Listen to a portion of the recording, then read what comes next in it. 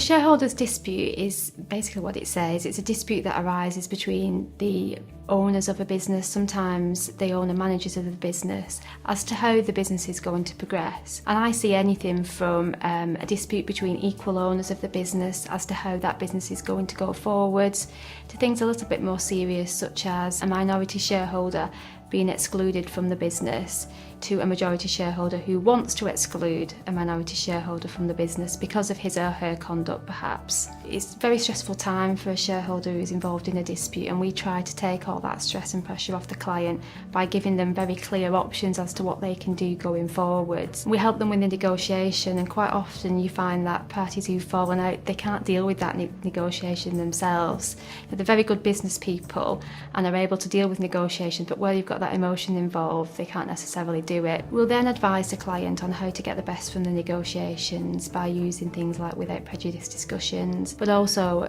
mediation, to avoid our clients getting involved in lengthy court battles and avoid the court process completely in most occasions.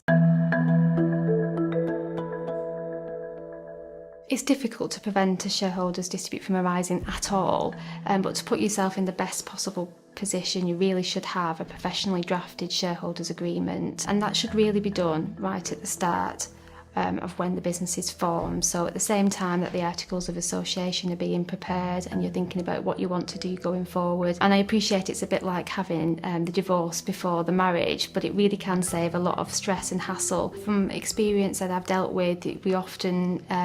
as soon as we meet the clients who are in a dispute between shareholders, we think to ourselves, this would have been a good few months less legal work had there been an agreement in place. And that's because valuing a business is pretty much an art rather than a science. It's well worth getting that shareholders agreement drafted at the start to prevent those headaches and hassles further down the line. So the shareholders agreements are between the owners and management of the business, and it is private, so it isn't registered at Companies House, so it can pretty much include anything that the shareholders need it to. So we will sit down and have a consultation and look at what it is that they need to achieve, as well as putting basic things in there, such as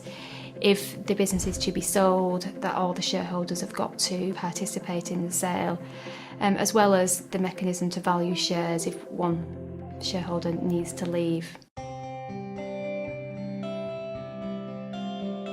The aims here at Stevenson's is that we'll work with our clients to come up with an end goal and result, which usually is a valuation of the shareholding involved, and we'll work with expert accountants to get that valuation done. So if you've got an existing business and you haven't got a shareholders agreement, then give us a call to discuss your needs, and if you are thinking about setting up a business, then the shareholders agreement should be something that you think about doing at that time. So just pick the phone up, ask to speak to commercial, and we can help you from there.